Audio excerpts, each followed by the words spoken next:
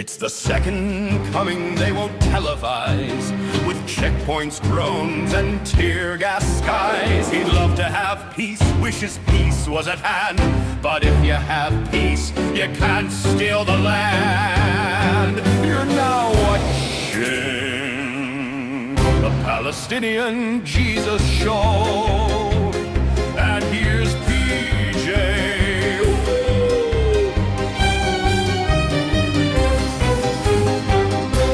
Children in our first segment tonight, we welcome a man who knows the story behind the story. The chapters the history textbooks often pay little attention. But long before there were borders, passports or fences, there were families, pueblos, songs and soil.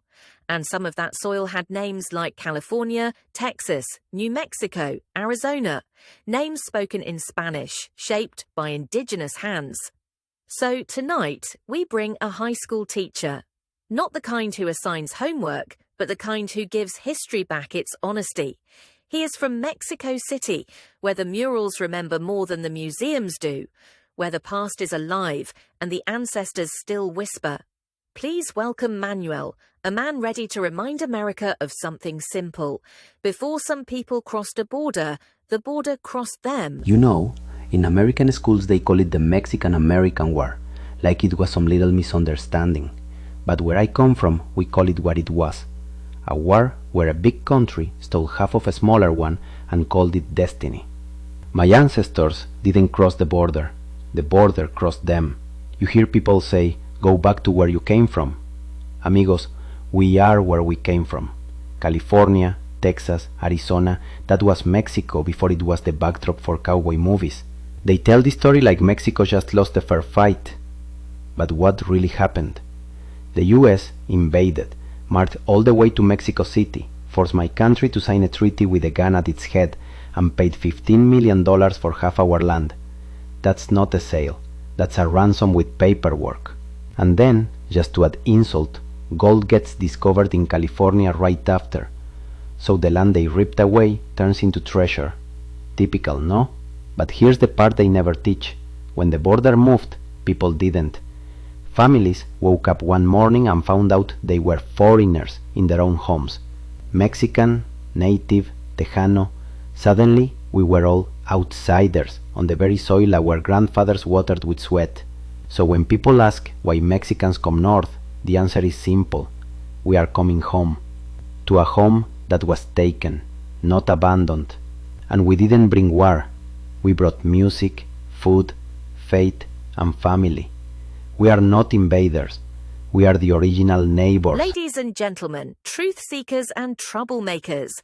Our next guest is one of the minds behind the mischief, the pen that pokes the powerful, the only head writer in television history who has been banned by 3 lobbyists, 2 censors, and 1 very confused pope. Please welcome the brains of our operation, the Sultan of Satire, Echo Darwish. He writes the jokes, PJ takes the credit, and somehow we all avoid getting arrested. Hi, I'm Echo Darwish, head writer of the Palestinian Jesus Show. I'm the one responsible for making sure this circus looks like a TV program instead of a very serious religious debate held in a bakery at 3 a.m. Let me tell you about the cast. Palestinian Jesus, good heart, bad time management. Half the time he performs miracles. The other half he's repairing the studio generator because someone keeps trying to baptize it. Moses. We gave him a phone line for Call Moses. Apparently no one told him the landline isn't a burning bush, and the guy threatens to part the water bill every episode. Queen of Sheba, regal, brilliant, and somehow always late because her chariot GPS is stuck on ancient trade route. Lord Balfour, still insisting the map is fine, even though the permanent marker won't come off, and PJ keeps drawing crying emojis on it.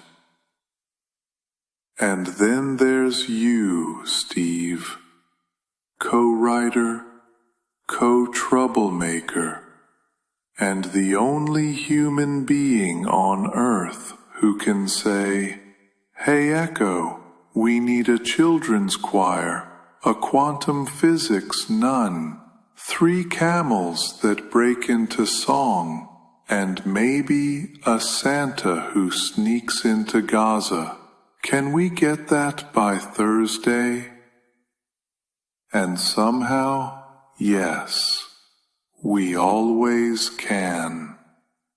Because this show, it's the strangest, boldest, most necessary thing I've ever written for.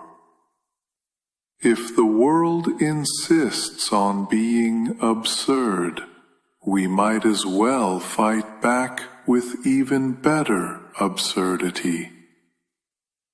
Now excuse me, Moses is yelling that someone put him on hold.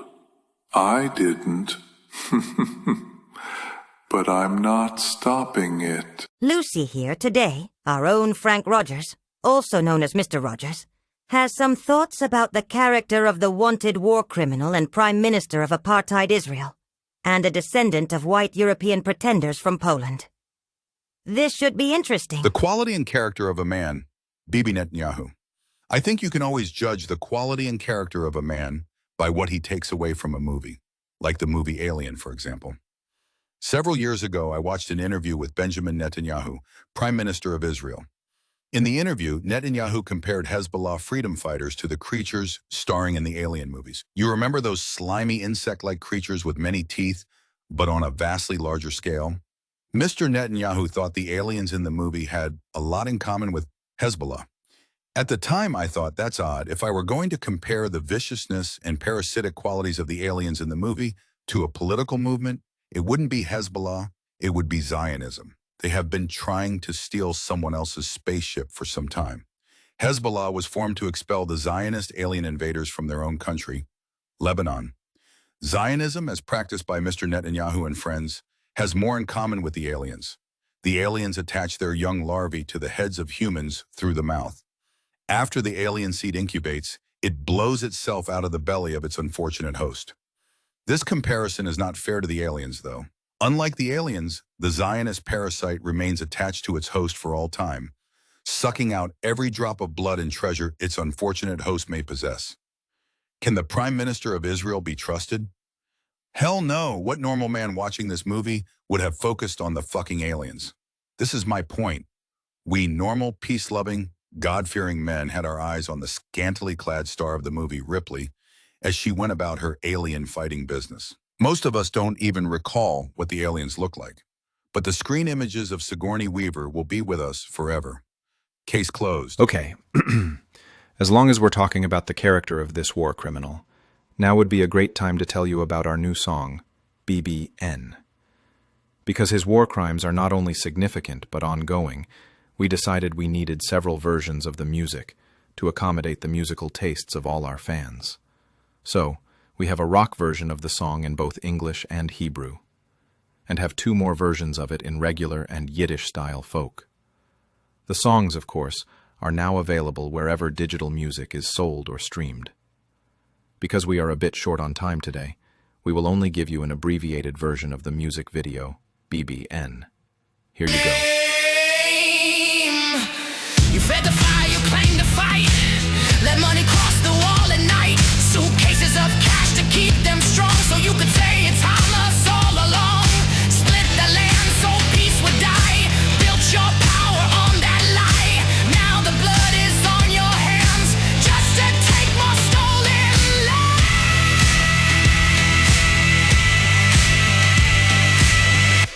Rabin is a traitor. In blood and fire we will get rid of Rabin. You chanted it. You shouted it. And when Rabin fell, you rose. Decades of wars. The architect of horrors. And now the Hague is calling. Goodness, that song gave me a headache. Next up, our own liberal white boy is going to recreate an interview he did with a great educator, Professor Norman Finkelstein, almost 2 decades back. LWB, take it away, sir. These days, everyone and their dog has had an interview with Norman Finkelstein. Many years ago, about a year after he was denied tenure at DePaul, yours truly, the liberal white boy, and my dog Sparky were able to score an interview with him. I've lost the video since, but fortunately still have a transcript. I will recreate it for you today. An interview with Professor Norman G. Finkelstein. Good morning, Professor Finkelstein, and thank you for agreeing, well, not exactly agreeing, to speak with me here at the Homo Sapien Underground. Remember, this is a satirical blog, and only about 85% of what we say here is true. If you decide not to respond, I'll just make up what I think you would say. And if you do respond, but your answers are boring, I'll just come up with something clever and pretend you said it. So, shall we get started, Professor? Finkelstein responded, "Yes, thank you. It's a pleasure to be here." Professor, it's been nearly a year since your students at DePaul rallied behind you after Dean Holtschneider refused to grant you tenure. In true activist style, they occupied buildings, organized sit-ins, and championed your cause through blogs and demonstrations. Honestly, many of us were amazed at the level of support an associate professor could mobilize. Here is my question, sir. Before the tenure denial, on average, how many times a week would you estimate you got stoned with your students? Feel free not to answer if it was more than 3. Let the record show. Finkelstein remained silent. That's what I thought. Thanks for that, Professor. Now, in your heart of hearts, do you think Dean Holtschneider's decision would have been different if the newly elected Pope hadn't previously been a member of the Hitler Youth? I know you probably worry about radical Opus Dei protests outside your apartment in New York. So if your answer is yes, just don't respond. Mr. Finkelstein remained silent. Thank you, sir. Moving along. Professor, you've dedicated much of your career to championing the Palestinian cause. With the 60th anniversary of the Nakba approaching, I have to ask, considering your own experiences in Chicago and your advocacy for the underdog, who suffered more, the Palestinians or Cubs fans? And I'm sure you recognize the Cubs haven't won a series in nearly a century, and Palestinians have only endured decades of dispossession and violence. Who then, sir, do you believe has suffered more? If you're thinking Cubs fans, just don't answer the question. Finkelstein remained silent. Sir, rumor has it here at the Homo Sapien Underground that you've realized a major windfall as a result of DePaul's actions and are now a millionaire, free to lecture, research, and write without pesky students to bother you. Was it Professor Dershowitz and his wits hunt at DePaul that made this all possible? Come on, spill it, Professor. If you owe him a big thank you for paving the way to your big payday, just say so. If not, no worries. You can ignore this one too. Finkelstein remained silent. One last question, Professor. I know you've appeared multiple times on Amy Goodman's Democracy Now! Watching you take on Mr. Dershowitz during what I have called the greatest footnote debate of all time was a highlight, even if I started falling asleep after a while. Professor, here is my question, sir. Is Amy single? I've been kind of sweet on her since she started that show. Do you think she would go out with me? Professor Finkelstein responded, "That's a stupid question. I'm not answering that." Thanks, Professor, and thanks for your time today. All your fans and friends here at the Homo Sapien Underground appreciate it. You have a great day, sir. And there you have it, friends, one of my best interviews. Thank you, LWB. That was a great interview and very informative.